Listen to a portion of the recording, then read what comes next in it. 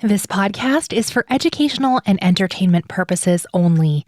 Nothing stated on it, either by its hosts or any guests, is to be construed as psychological, medical, or legal advice.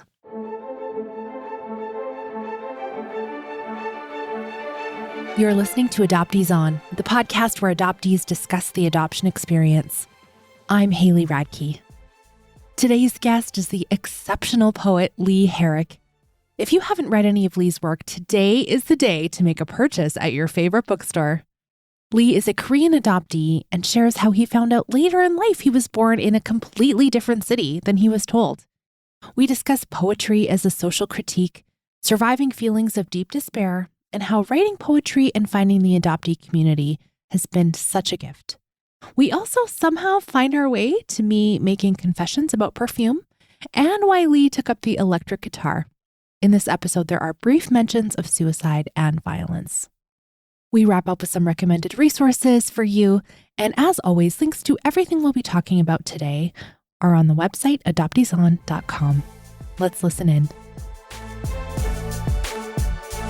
I'm so pleased to welcome to Adoptees On, Lee Herrick. Welcome, Lee. Thank you, and thanks for having me, Haley. It feels like it should have been sooner. You know, I'm a big fan. You are just this tremendous poet, and we'll get to talk about all that. But I'd love it if you would start by sharing some of your story with us. Sure. I wanted to say first, thanks for having me. I love the work you do for the community. So my story could probably begin in late 1970. I was born in Daejeon, South Korea. Not exactly sure of the date, but I know it was late 1970, probably around December. And I was found at the Daejeon area, and I stayed at the Daejeon Christian Social Center for about 5 months. And at that point, I went to Seoul, where I was at Holt. And so I was adopted by a white American couple when I was 10 months old. And so in October 1971, I flew to San Francisco in California, where I became a Herrick. My mom is an artist, and my dad is in finance. And they had already adopted a girl. She's domestically adopted from the Bay Area, and she's about 2 years older than me. And so I grew up in the East Bay. It was a fairly normal upbringing, except one very unusual thing in the larger context, and that was that they were all white and I was Asian. You know, at that time in the 70s, the language and the best practices all suggested that you negate difference to enhance some kind of unity or closeness. So the erasure for me began early. You know, the language of we don't see you that way, we see you as one of us, you're lucky to be an American, you never know what could have happened in Korea, and all of those things. And, you know, I think for an adult, that might raise red flags, but as an infant or as a child who has heard those things since toddlerhood, if you will, it obviously just becomes the norm. And so I grew up thinking I was white, honestly. I do have a memory of, I was in the shower, I was a little kid, maybe 7 or 8, and I was washing my arm, and I remember sort of scrubbing my arm and trying to see if my skin was like white or would it be white underneath. And I don't think I ever in fact, I'm certain I never wanted to be white. But I definitely remember wondering why I wasn't. And so, you know, that was sort of my upbringing. I was involved in sports, and my family and I were pretty close. We're still fairly close. Yeah, and that's sort of the early part of the story. High school and college really started to change a lot and open my eyes to things. And I became much more familiar with my Koreanness, my adoptedness, myself, which is something that in my writing and my teaching, I value deeply, that idea that we can liberate ourselves that we should be able to live our fullest, truest, most liberated lives. And it's been a journey like it has for most of us. I remember listening to you share a little bit of this on another forum, and you shared there that at a certain point you found out, oh, the city I thought I was born in was not actually the city. And then you're unsure of your birth date.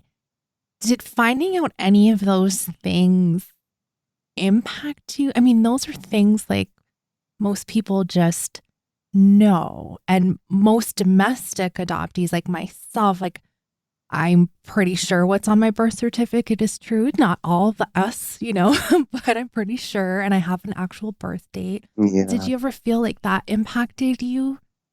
Absolutely. It wasn't until after my first book was published, which was 2007, when I was 37. That book even says in my bio that I was born in Seoul. But it was, I think, the following year in 2008 when I took my first trip back to Korea, when I realized I was actually born in Daejeon. And so, yeah, that was a huge shift for me. 2008 was really a transformative year. And I don't know if it's normal for adopted people or adoptees to have 1 year or a concentrated period of time where so much is shifted. I think it might be, for example, if somebody has a reunion, which I have not had, or those kinds of fundamental shifts of who we are and how we identify with our relationships with others and ourselves. It was a very difficult year. It was a very emotional year. Yeah. So realizing things like that. Were you able to write in that time? Yes, I wrote a great amount. I think that one of the great opportunities or one of the great gifts that the arts give us is a place to put all of our confusion. It's a place to put all of our doubt, our anger, our questions, our fears, and in a lot of our imagination. So this was a period where I wrote the large bulk of my second book called Gardening Secrets of the Dead, where I was much more confident in who I was. Out of that realization or out of those experiences where we learn about ourselves, and especially I think for adoptees, or at least in my own case, significant things like dates or places or people, while it is jarring, once those things settle, even though they might remain difficult, for me, it's extremely liberating to know some of those things. So yes, I wrote a lot during that period. It was a way to keep myself level, and a place to put some of these emotions. Thanks for sharing that. I want to go back to, you kind of glossed over this in your story, but I think it's really impactful how you mentioned that you thought, I grew up thinking I was white. And then you said in college, you're kind of like, oh, exploring what does it mean, like racial identity. But can you talk more about that? I think that there's a lot of transracial adoptees, especially those adopted into white families, people of color that would really identify with that. And yeah, I'd love to hear your thoughts on it. Yeah, I think language is so fundamental to any person's experience. It kind of creates our reality. So, for example, I used to always cringe when I was younger when I would hear people, a parent, for example, of their biological child who was maybe acting out or was being odd. They'd say, "Oh, you must be adopted," or "You're the adopted one." Mm-hmm. Or when I would hear a parent in a grocery store whose child was behaving poorly or being unruly, and they'd say, "If you don't shape up, we're going to leave you here." Or if they'd say, "Hey, anybody want this kid?" Right? And so those I'm very sensitive to language. It's always been my way of experiencing the world, language and sound. So for me, hearing those things constantly, not only from my family, but just from my surroundings in general, my name, my lack of any kind of cultural knowledge, made it difficult to think otherwise. I mean, I knew, of course, I was Korean. I knew I was adopted. That was obvious. But there was always something a little off. Even I think a child knows when something is a little bit amiss or different. And it takes a while for a person to make sense of that, right? So, and then it's hard, I think, at least in my case, it was difficult to talk about these things. I didn't have the language for it. I hear a lot of adoptive parents say, oh, well, the child should have just told me this, or why didn't you ever tell us? It's very difficult. And I think young people can tell when a parent is receptive and open to those questions and those fears or even anger. So it was a little bit muted for me, but everything changed in high school and especially late high school and college, where I think those are the places where you start to find more of your tribe, you know. I always say, young people are friends with people mostly because they're either in a play group or in school. They live in the same zip code, You don't choose. Or your moms are friends. Right. I mean, maybe you choose your friends in high school, but college is different. Now, I'm not just friend, and I had good friends in high school, but those were friends I lived near. But then in college, I was meeting people from all over the state, or in some cases, different parts of the country. And I had professors who were much more global in their thinking and much more comfortable creating a context where I could explore rather than just be told, here, study this. So I can remember two professors specifically at my university who had a massive impact on my life. One who asked me if I'd ever read a Korean novel in a very safe, non-aggressive way, just wondering if you ever want some recommendations, Lee. I might be able to give you a few titles if you want. And I was very nervous. I wanted to impress him because he was the coolest professor. I think he was brilliant. Everybody admired him. And he was asking me about books, and I couldn't tell him a Korean author or a book that I had read at that time because I hadn't ever been assigned one. And I had never thought to read one myself until that. And I think that speaks for me. It speaks to the power and the potential influence that adults, interviewers, teachers, coaches, whatever it might be, can have just by normalizing that experience, not forcing it on the adopted person, but that these books are out there. And it was a big turning point in my life. The other one was a professor at the same university who told me about a writing publication opportunity. I was just starting to write poetry a little bit seriously. I was about 24 at the time, maybe 25. And I was reading a lot more poetry. I was starting to write a little bit. And she said that she saw this listing in a publication for an anthology that was looking for poems, and it was called Seeds from a Silent Tree, which is the first anthology of Korean adoptee writing that was published in 1997. So those two experiences, along with some high school teachers that really opened up my world and allowed me to discover and be messy and sort of let the emotions go with my adoption and being Korean. Did you ever have that moment where you were starting to get curious about maybe returning?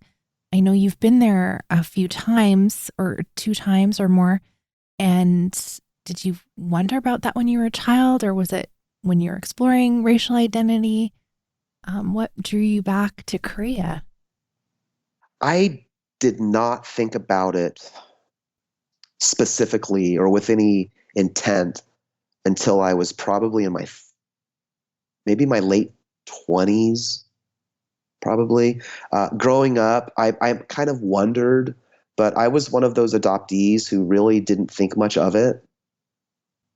Maybe because I didn't have the tools, or it wasn't a subject of discussion. I hadn't met many Korean adoptees through high school and college. And so probably in my late 20s, I moved to Fresno in 1997. And so when I became a professor and I moved to Fresno, there were a lot more Asian Americans around. I started meeting some adoptees. And that's when I really started to think about maybe going someday. Now I'm 51 and I have traveled fairly extensively, or I've traveled a fair amount. But at that time, I had never been out of the country traveling back. So it seemed very almost insurmountable to me, both logistically, how does a person get a plane ticket to South Korea? And also just with my emotions, I wasn't ready for that. So I did go back in 2001 when I was 31, but very briefly on my way. I was teaching in China for a couple of months, and I stopped off in South Korea just for a couple of days. At that point, I wasn't really ready to do a search. And 2 days obviously is woefully insufficient, but it was just enough to sort of whet that appetite, or to break that decades long thinking of I would just never go back. And it was 7 years after that, in 2008, when I went back and did a birth family search, when I was really fully immersed in my adoption and adoption culture and things like that. It had been 10 years before since my first book came out. I had met many adoptees by then. I had spoken to different adoptee groups and really felt like a full person with regard to my adoption. And I say this also because I haven't reunited, and I don't think it's likely.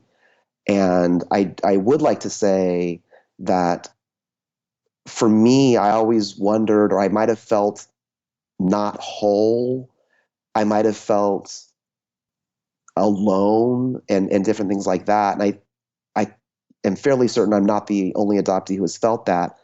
What I want to say, though, is I've come to believe that we aren't alone, that we're never alone, that we are whole. We might be missing parts of this experience or that person, but we can still be a whole person. So for me, I'm very interested in wellness, survival, and that we would just be okay, or that we can possibly even flourish despite some difficult beginnings. Is it okay if I read a little sentence to you for you to respond to?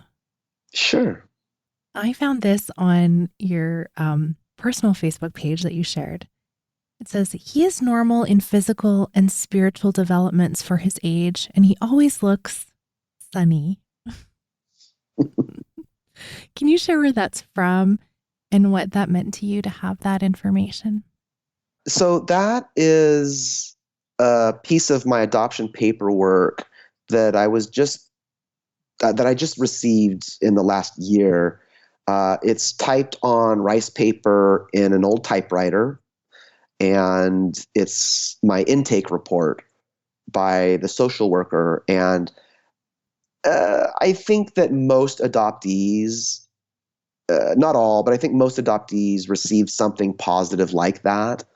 The economic and the other factors that go into international adoption aren't lost on me. So I'm aware that, I might have been a very difficult, very, not sunny child, but they write these things. Mm-hmm.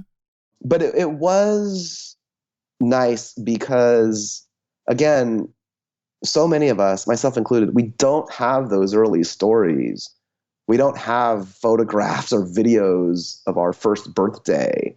We don't have all these things. So any kind of document or language, even if it might have been, you know, written a little bit more favorably, it was significant for me because it was a document that was connected to me and about me. As far as the truthfulness or the accuracy of it, there are a couple of things that are very accurate. I would like to think I can be sunny. I feel like I'm a positive person, but in fact, I think I'm quite, in my own way, I believe deeply that I'm joyful, but that comes from a pretty close relationship with trauma and struggle. So it's not some naive happiness. But I liked that. But the other thing that I don't know if I wrote this on, or I revealed this or showed this on the Facebook post, but they were also talking about my mood when I'm hungry. He can get a little bit cranky and things like that. So you said, I also learned more that I slept soundly, became irritated when hungry, and startled by certain sounds. All still true. Oh, yes. So Haley, can I tell you a little bit about the sounds? This was interesting. Sound is very important to me. So I'm excited to hear that. Okay. Yes, then you might get this. And it also is so interesting because, again, you know how a parent might say to her child who's, say, 20 or 30 or 50, oh, when you were 1 or when you were 2, you used to do this, and they still might have those traits. So when I saw that it was written on my intake report that I'm startled by sudden sounds, I sort of gasped, because when I grew up, I was always startled by certain sounds, and I was kind of jumpy, and I would hear things differently. And when I was in high school and early 20s, I just thought I was a little different in that way, and I never knew why or what it was. And then maybe 5 years ago, roughly, I took a DNA test, and it came up in my DNA report that I have what is called misophonia, which was another sort of piece that was so interesting to me because it put a name to what I've always experienced, which is an extreme sensitivity, and almost it will anger you. It's very difficult to hear certain sounds. And I know it seems random probably to someone who doesn't have this or who never heard of it, but people who have it will know exactly what I'm talking about. So yeah, to read that, it was written about me when I was under 10 months old, really was both fascinating, but also it was meaningful for me. And actually, this is the first time I think I've talked about this or thought about this, so I appreciate the question, but it is one of those full circle adoptee things that I've experienced. Well, thank you for sharing that with us. And, I do believe a basic human right is we should have access to our birth certificate and knowledge of our history and heritage and all the things. And also, I know that not all of us are going to get that. And so to see you receive some answers about your identity, even if it comes in this form, or finding out the real city where you were born, or your, I think Jia-Sun Lee calls it your birth zone, because she doesn't have a date either, but like the zone. I think all of those parts are kind of, bare minimum gift. I'm just saying that, but also like it's kind of a gift to rediscover some identity pieces for us. Yeah. And the other thing I wanted to say about you mentioning joy is everything I've read of your work and listened and taken in, I just hear you leading with generosity and like this sense of open hands, wanting others to do well. And so I love that you can see that about yourself. The joy, I think that's a huge piece of that, being willing to be generous and lift others up. Mm, So yeah. Yeah. I mean, maybe I'm more comfortable with that word having known quite a bit of despair. You know, I had some very difficult years, late teens, early 20s, a lot of anger, a lot of despair.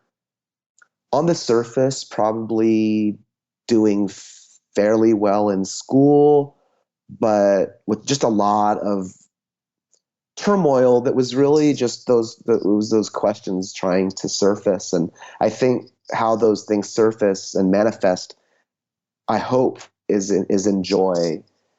It's not a naive sense of joy for me, but knowing the full spectrum of things, or as much of the spectrum as I can. well, I think I don't think I'm reading too much. I think this is kind of an obvious thing. I'm not like a poetry scholar, but in Gardening Secrets of the Dead, you share some of that. In particularly, you even mention your father saving you at one point when you were 19. Mm. So I don't know. I think it's a generous thing to share from our hard places to kind of let people know. I mean, this is a piece of the podcast, like the whole purpose for Mm-hmm. Adoptees On, right, is letting people know that you're not alone. Like we've been there too. Yeah, and it's a wonderful sort of close reading. Right, I appreciate the depth of your interviewing. That reference to the poem when I was 19. My father saved me when I was 19, or something like that. It's in a poem called Fire, and yeah, 19 was very difficult for me. I had a friend who took his life. I started to wonder about things with the future. And yeah, I really think it's one of the great things now about this increase in books and films and podcasts that can help mitigate or help support or inform adoptees or anyone in the adoption world to help and support, uplifts our experiences, our lives, because it's very important. And so this is something where a person can just listen on her own, or they can go watch a film or read a book on their own. They don't have to open up in some support group if they're uncomfortable, or if they don't have family that's open to it. So yeah, I think there are a lot of ways, and this podcast that you're doing is certainly part of that. I would love to talk more about your writing and poetry, which is so stunning.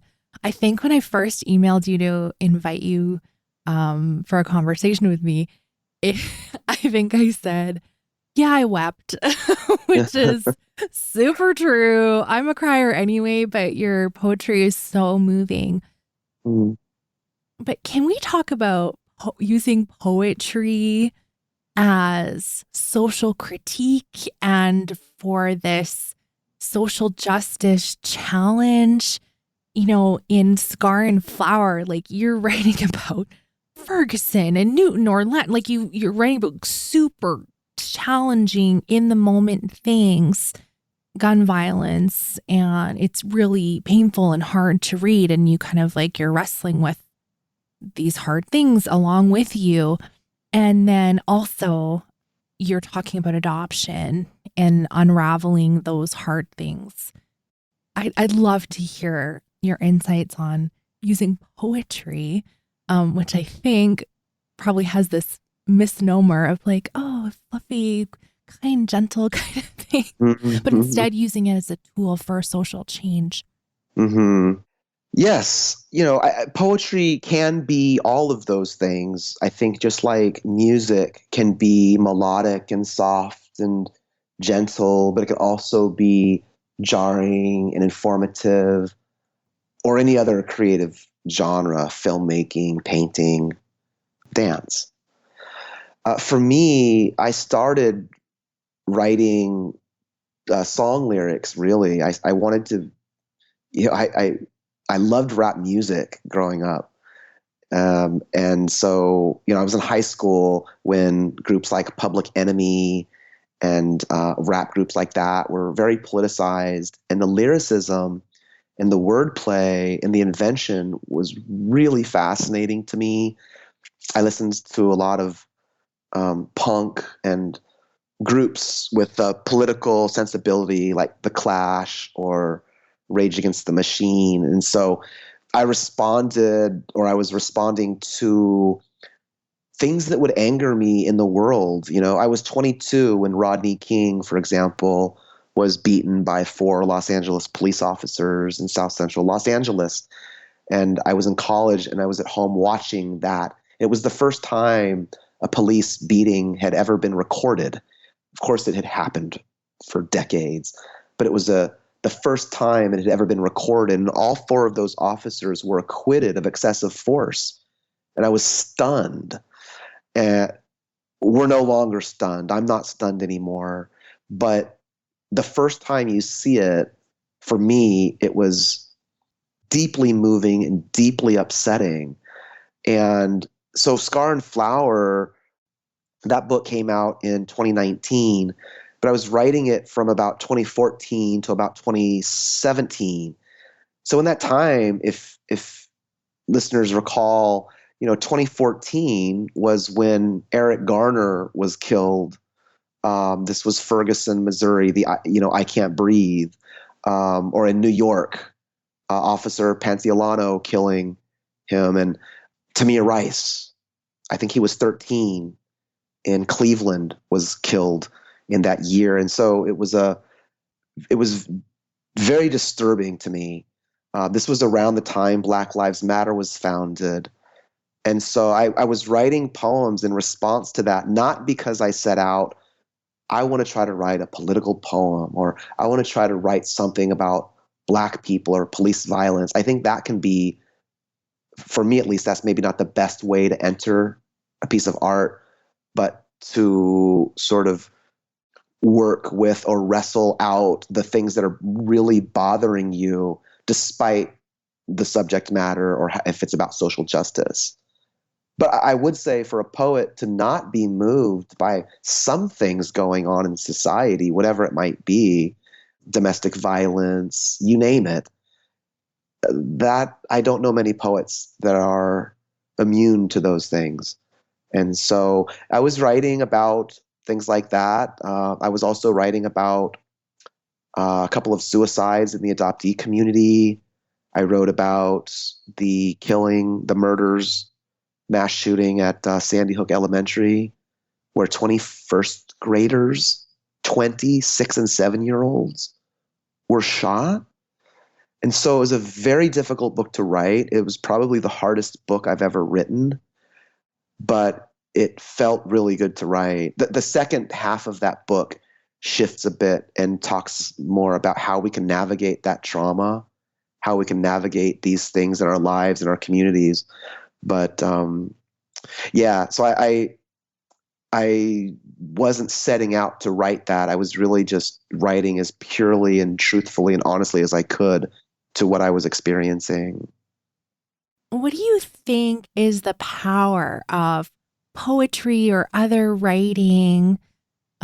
Besides, I think it really shifts things internally for us, like writing as a healing tool. But what about for adoptees? For adoptees who want to write the new narrative adoption, like the whole true story. Can you maybe say a little bit about that? So maybe an encouragement for fellow adoptees who want to also be writing for change or processing our feelings. That's also valid. I love having more work in the world. So an encouragement to folks like that would be wonderful. Well, it's a great question. I would say to any writers in whatever genre it might be, is, to read as widely and deeply as you can, of course, across any experience and genre, gender, experience, but definitely within the adoptee literary community. One of the first books that I read was The Language of Blood by Jane Jong Trenka, which came out in 2005, I believe. But reading outside of that, Jan Beatty, whatever adopted writing you can experience, there's so many, Matt Salesses in fiction. Find their interviews, read their books. There are many Korean American adoptee poets, too many to name, but some wonderful writers. So that's the first place I would encourage people to start, is just to read. And it might seem general or obvious, but I do think there's some worth and value in learning the craft, just like a musician might learn as much as she can about an instrument.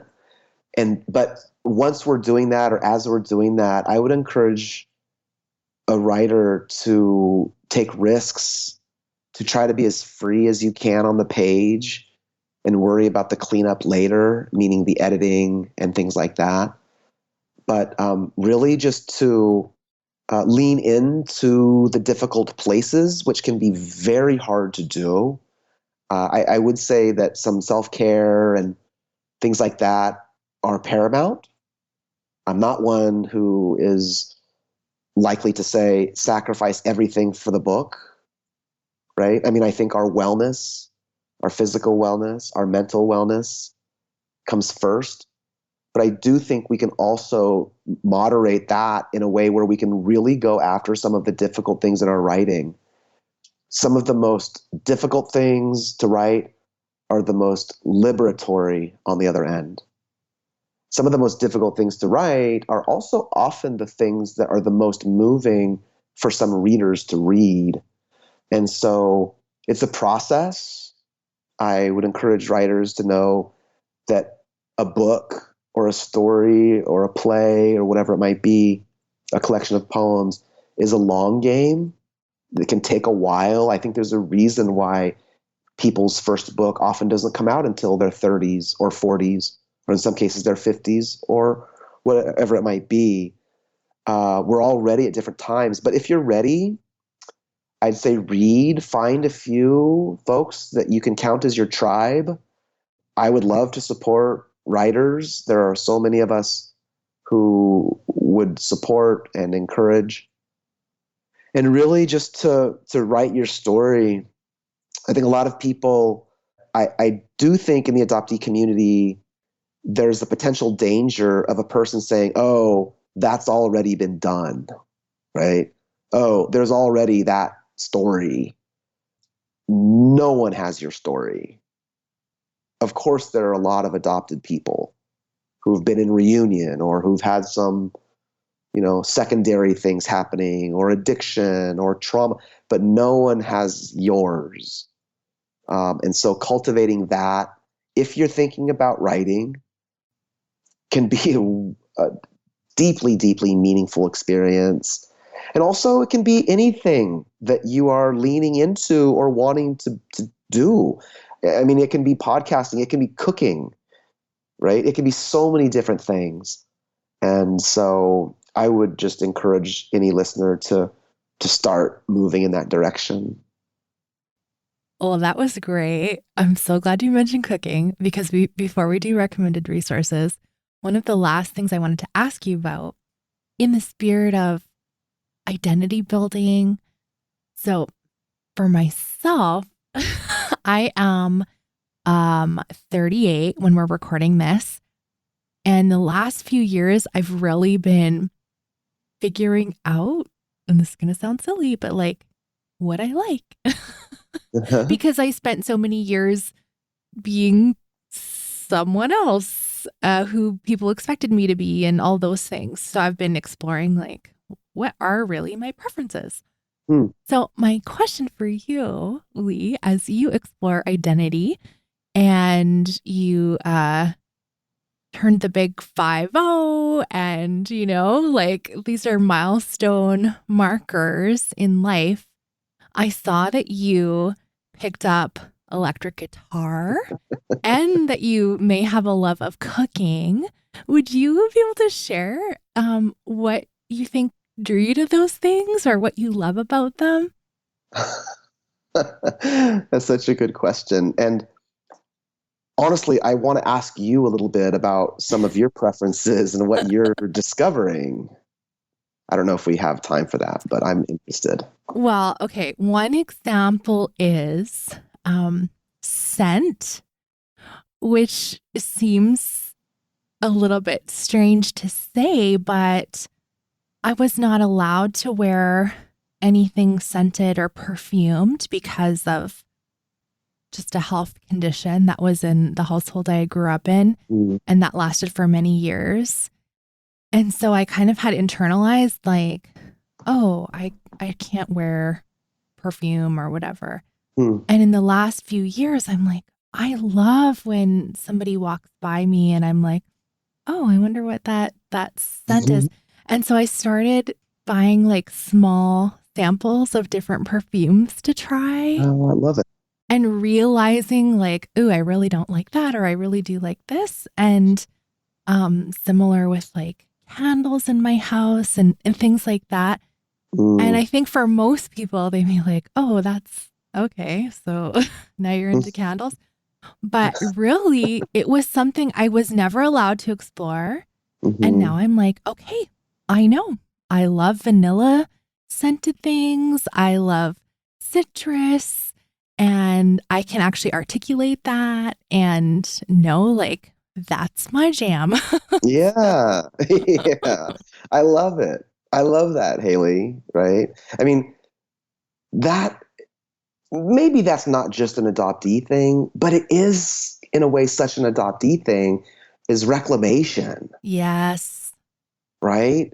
Yeah. And moving from no, you can't, or you don't know it, or you shouldn't, to wait, I kind of want to I'm going to try this, to realizing and then owning like this love of scents like vanilla or whatever it might be. I love that. It makes me happy when any person, quite frankly, but especially adoptees arrive there. It's one of my great joys. So anyway, I also want to do that. I think that some of us are very giving. I'm not saying I'm necessarily giving or I'm, volunteer of the month or something like that. But teaching is a giving profession. We give of ourselves. And I don't know if it was turning 50 or maybe it was the pandemic. I don't know. But I realized I want to do these things, right? So I do like cooking. I'm not a very good cook, but I love watching cooking shows, and I do enjoy cooking very much, especially grilling and trying different ways to make ribs, although I'm trying to eat less red meat, but that's besides the point. So I like cooking, and I've always loved music. You mentioned, or you saw somewhere that I got an electric guitar recently. I love live music. It's one of my favorite things. Live soccer, live stand-up comedy, and live music. My wife and I go to as much as we can. I love seeing live performances. Just before everything shut down, we went and saw the Pixies and the Cure live, and been to I don't know how many live concerts. And so I think it was maybe 6 months ago, maybe 4 months ago. For years, I've wanted an electric guitar. I've had an acoustic guitar and sort of would play it here and there. Never really knew the names of the chords, but I got an electric. I got an amp. I'm playing it probably at least 4 to 5 times a week. I'm learning all kinds of songs. Sometimes I turn the volume up, and my daughter kind of looks at me like, what is he doing right now? But I love it. It's great fun. Yes. I'll leave it at that because I could probably go on forever about that.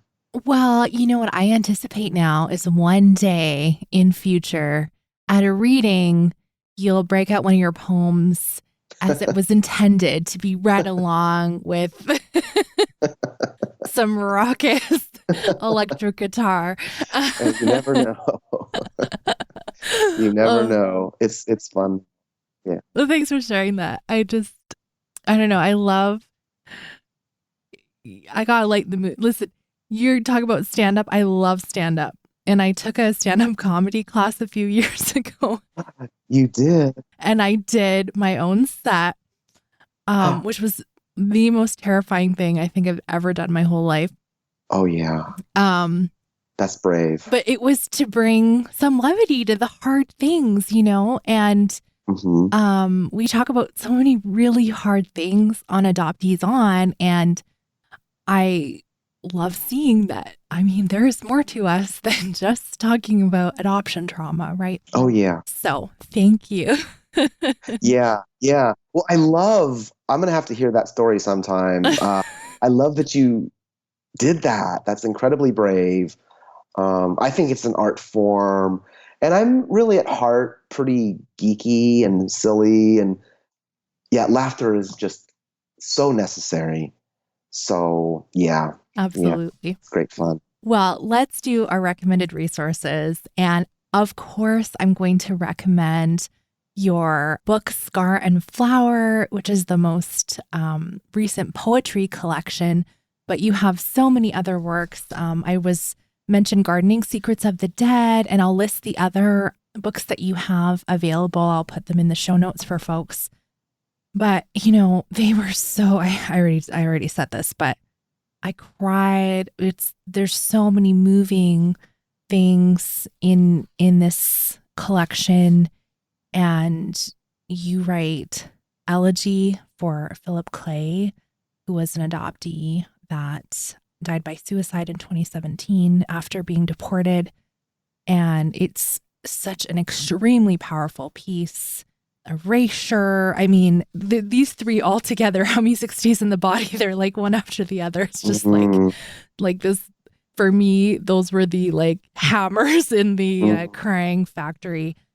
But just, a tremendous collection. So many things to think about. And I love how you also include all of these beautiful things when you were talking about in part 2 and the ways we can heal from the trauma. And there's another theme of food in there that I picked up on. There's mentions of really joyous ways we can just enjoy being in the world, and beautiful. Thank you. Yes. Thank you, Haley. Well, thank you for writing, for bringing your writing to the world. I just think it's just really spectacular. So, Oh. what would you like to recommend to us, Lee? Well, as you know, and as I'm sure many folks would say, it's difficult to just say one. But the one that comes to mind is probably the first, or one of the first adoption related things that I experienced that really moved me. And it's a documentary film by Deanne Borsche Liam, who is a Korean adoptee who lives in the East Bay, California. And it's a documentary film. It's her first documentary film titled First Person Plural. And I won't give any spoilers, but it's deeply moving about her own adoption and some identity things that come up and family. It's so moving. When I first saw the film, it was the year it came out in 2000, and I had just moved to Fresno, and they were starting to do some publicity for the film. And basically, to make a long story short, I watched an advanced screener of the film at home, and I think I cried like I had never really cried before about adoption, except from, the tears and the difficulty and the anguish and the confusion growing up. But it was the first time I read or watched a film or heard anything that moved me so much. So that's a documentary film that I'd like to recommend. Oh, I'm so glad you are recommending that. I had never heard of it. I love that it's over 20 years old now. And so, adopted people have been making this work for years and years, decades and decades and decades. And I watched the trailer a couple of weeks ago, and it's just like, wow, I can't wait to stream that. So thank you. My pleasure. I'm going to do a double. But it's my show, so okay. No, it's about you. If you're listening to this when this episode first drops, you were recently on the Adopted Feels podcast, which is just an amazing, also adoptee run podcast that has brilliant conversations with fantastic people like Lee. And so I'm going to link to Lee's interview there so you can check that out and give Hannah and Ryan some love over at Adopted Feels. And yeah, where can we connect with you online, Lee, so we make sure we don't miss any other of your books or appearances? Thanks for mentioning that interview. Online, my website is just leeherrick.com. It needs a little bit of updating, but you can find me there. I'm also on Facebook, just Lee Herrick. I'm mostly on Facebook. I do have a Twitter as well, but you can find me there. And also through one of those channels, feel free to email me if you'd like, and we can talk. But I'm really grateful to be on the podcast, Haley. This has been wonderful. Oh, thank you so much. Thank you for sharing your story with us and for sharing your thoughts and insight. I just really enjoyed it. I did too. Thank you for having me. It's been great.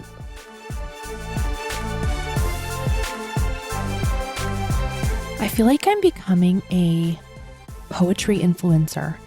Have I convinced you yet to buy any of the poetry from the tremendous adoptee poets we've talked to in the last couple of years? I mean, wow, there's some talented people among us.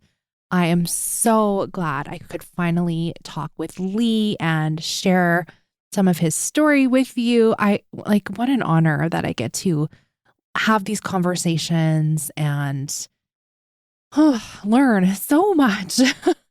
I don't know. It's just really, I don't even know if I can say it's been a surprise, but I still learn something from every single adopted person I have a conversation with, even though I've had hundreds of these conversations now. I just think, man, there's so many things we can glean from each other's experiences and stories. And I think they just really help us along our own journey, right, of exploration and all those things. I want to say a big thank you to all of the Patreon supporters who literally make this show possible. If you want to join them and join in the adoptee community that's supporting Adoptees On, adopteeson.com/community has details. This month, if you're listening when this episode goes live, April, our book club pick is Bastards by Mariana King, and we'll be discussing that live with Mariana on Saturday, April 23rd, and you can join us. It's going to be a great conversation.